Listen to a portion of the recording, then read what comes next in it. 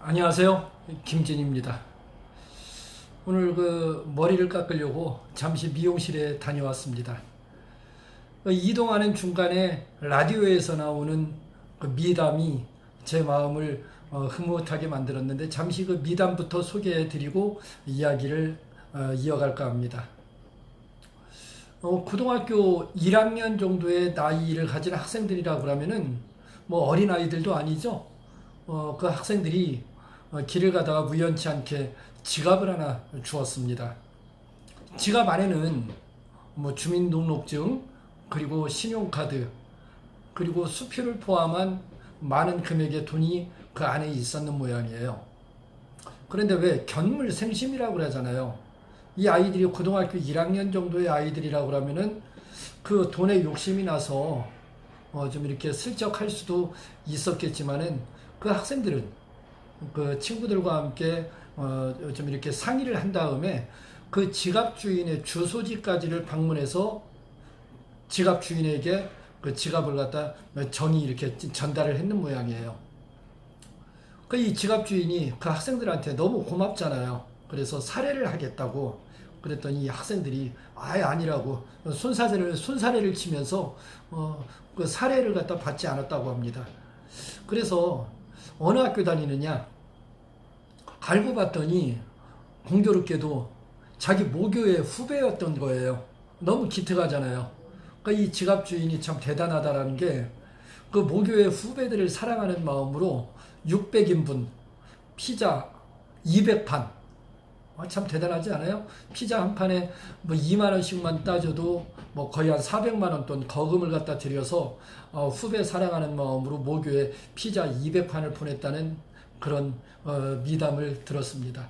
참 요즘 세상에 이런 이야기가 우리의 가슴을 따뜻하게 만드는데 흔치 않은 일인 것 같아요.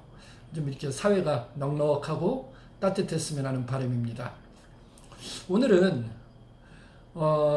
저와 더불어 영양평가, 특히 그룹 지도를 하는 과정에서 우리 학습자분들이 나타나는 몇 가지의 어떤 사례를 중심으로 좀 이게 개선됐으면 하는 그런 바람 몇 가지를 짚어서 좀 말씀드려볼까 합니다.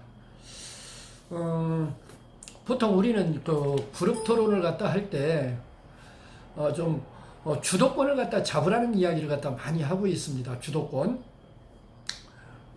그 주도권을 갖다 잡으려면은 먼저 경청을 갖다 해야 되고 공감을 갖다 이끌어내서 토론을 주도하라고 이야기를 합니다만은 막상 토론장에 들어가면은 그 주도권을 갖다 뺏기는 순간 본인이 진다라고 생각하기 때문에 자기의 뭐 논리 이런 거보다는 그냥 주장이죠. 논리하고는 관계없는 자기가 생각한 바 자기의 그 관점에서의 그런 이야기를 갖다 강조를 하다 보니까 어떤 결론 부분에 있어서 대안이라든지 합의점을 돌출하지 못하고 파행으로 끝나는 그러한 토론을 많이 경험을 했습니다.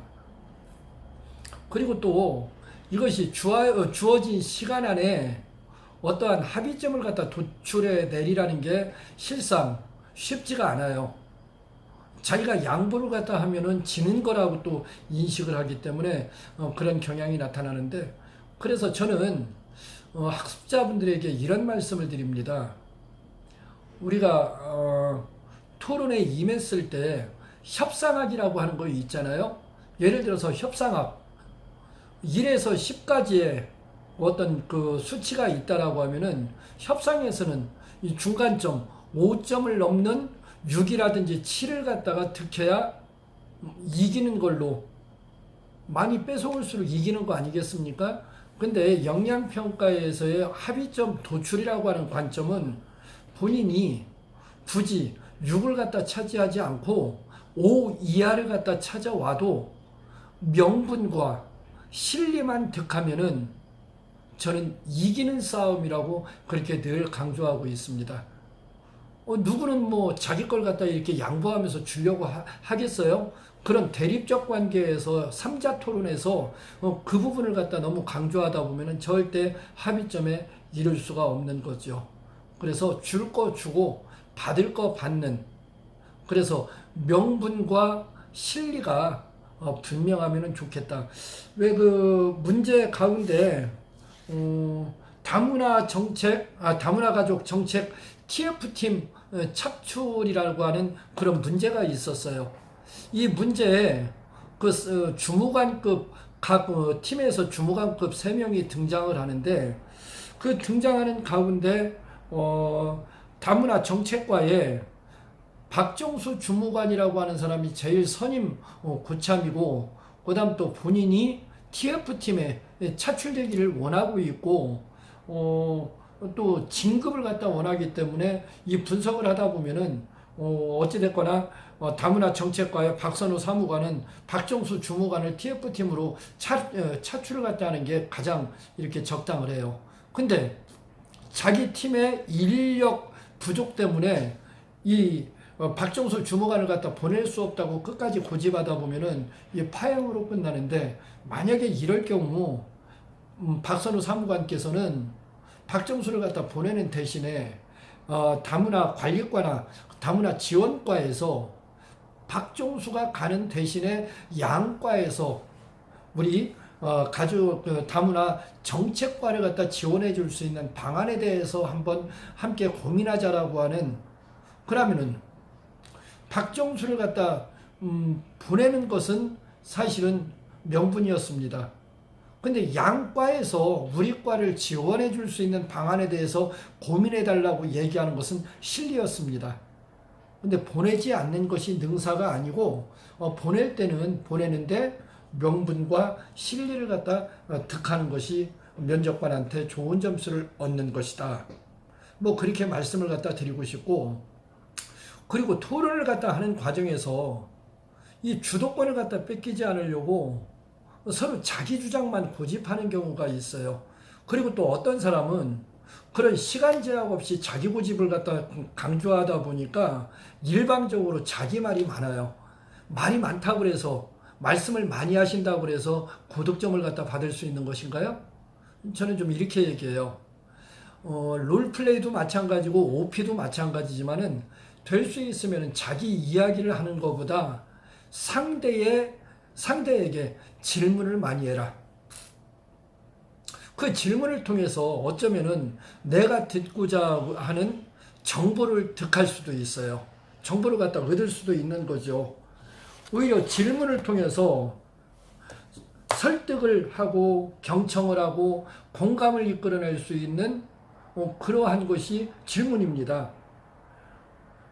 대부분의 참가자들은 자신들의 강점만을 갖다 또 자신들의 좋은 점만을 갖다 이야기하려다 보니까 그 많은 이야기 속에 어쩌면은 또 단점도 노출이 되고 그 상대에게 공격의 빌미도 이렇게 잡힐 수 있고, 그런 것보다는 내 이야기보다는 내가 알고 싶어하는 것을 상대에게 질문을 통해서 확인한다면은 올바른 그런 토론이 되지 않을까 그렇게 생각을 합니다.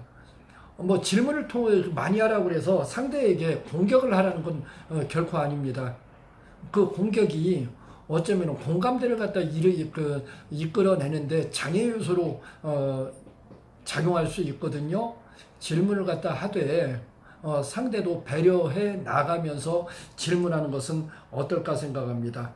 예를 들어서 근본에 귀 팀에서 박정수 사무관이 가장 적격인 인물이라고 생각하는데 좀 사무관님의 생각은 어떠십니까? 뭐 그런 질문이라든지 박정수 주무관이 TF팀으로 차출이 되었을 때 뭐 양과 세 과가 모두 인력난에 허덕이는 것은 마찬가지인데 우리 두 과에서 우리 그 사무관님을 도울 수 있는 방법에 대해서 이야기해 주실 수 있습니까? 라고 좀 협조적인 어투로 이렇게 질문을 갖다 통해서 상대방의 의중을 갖다 확인하는 거. 그래서 서로 협조 관계에서 윈윈하는 가운데서 이게 토론이 이루어져야 시간이 그 짧은 시간 안에 어떤 결과물을 갖다 도출해낼 수 있지, 이것이 자기의 강점이라든지 자기가 하고 싶은 얘기 위주로 이야기하는 것이 주도권을 갖다 찾는 것이 아니다. 결코 그렇게 또 토론이 진행되다 보면은 결국에는 어떤 결말을 도출해내지 못하고 파행으로 어떤 실패로 이어지는 그런 경우가 많더라. 집단 토론은 해보면 해볼수록 어려운 것이 집단 토론입니다.